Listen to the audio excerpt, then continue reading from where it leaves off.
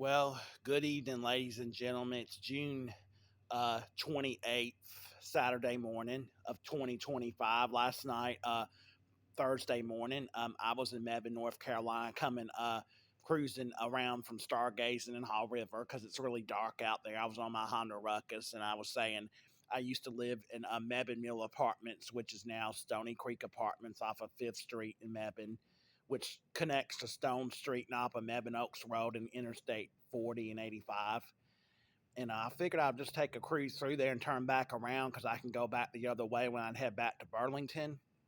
In a building right next to building 600, I figured it was in the 400s, apartment 400. I saved a bunch of lives, guys, truly. According to the Mebane Police Department, I was the first one there. Some of the news outlets, three news channels finally brought this. WRL was the first one that brought this story. They didn't put me in there, but they said somebody called in a report on Channel 12.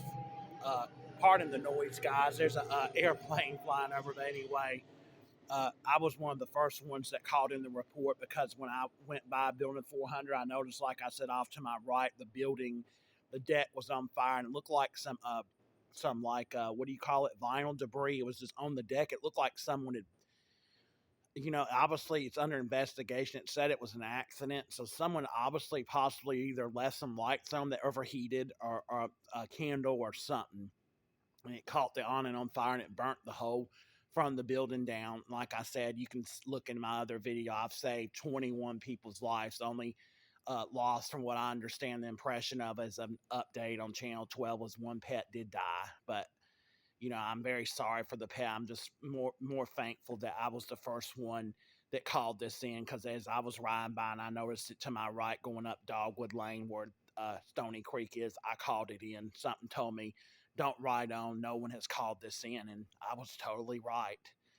God, I believe, had me go through here at the right place at the right time, and I'm glad everyone's okay. And according to news, the American Red Cross is temporarily giving these 21 people housing. So there were six children, I believe, six adolescents, and the other there was 14 adults that were displaced. So yeah, that's totally the story, and I'm very glad I was able to save people's lives.